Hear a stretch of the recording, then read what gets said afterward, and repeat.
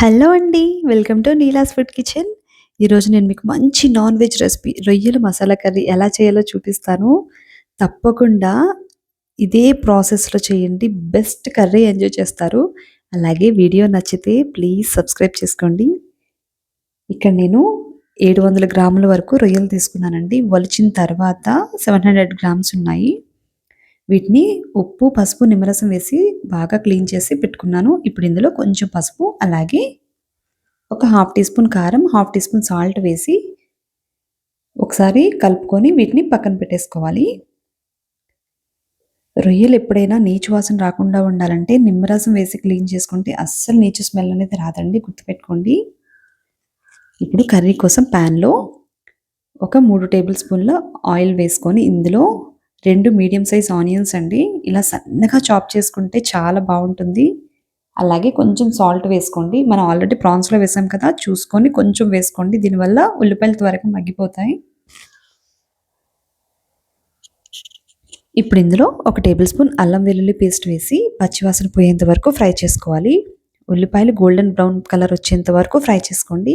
అలాగే ఇప్పుడు 2 medium size టొమాటోలు ఇలా చిన్న ముక్కలుగా కట్ చేసి ఒక్క 5 మినిట్స్ మూత పెట్టి మీడియం ఫ్లేమ్‌లో మగ్గించుకుంటే టొమాటో, ఉల్లిపాయ చక్కగా మగ్గిపోతాయి.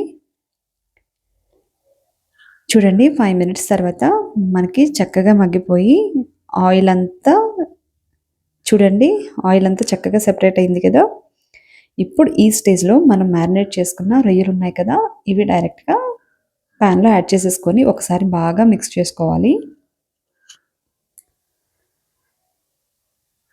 ఇవి ఫ్రై చేస్తున్నప్పుడు ఫ్లేమ్ మాత్రం మీడియంలో ఉండాలి, గుర్తుపెట్టుకోండి. ఇప్పుడు మూత పెట్టుకొని ఒక్క 5 మినిట్స్‌కి చూడండి వాటర్ ఎంత చక్కగా బయటకొచ్చిందో కదా ప్రాన్స్ నుంచి. ప్రాన్స్ కర్రీకి ఎక్కువగా వాటర్ వేయాల్సిన అవసరం లేదండి. ఎందుకంటే ఆ రొయ్యల నుంచి వచ్చిన వాటర్‌తోనే చాలా వరకు కుక్ అయిపోతుంది ప్రాన్స్ అయితే. ఇప్పుడు ఇందులో ఒక టీ స్పూన్ కారం, అలాగే కొంచెం పసుపు, అలాగే ధనియాల పొడి, జీలకర్ర పొడి, half teaspoon garam masala వేసి ఒక్కసారి ఫ్రై చేసుకొని మూత పెట్టి ఒక్క 10 నిమిషాలు మీడియం ఫ్లేమ్‌లో ఫ్రై చేసుకోవాలి. చూడండి 10 నిమిషాల తర్వాత ఇంకా ప్రాన్స్ నుంచి చాలా వాటర్ వచ్చింది కదా! ఆల్మోస్ట్ 70% అయితే ప్రాన్స్ అయితే కుక్ అయిపోయాయండి.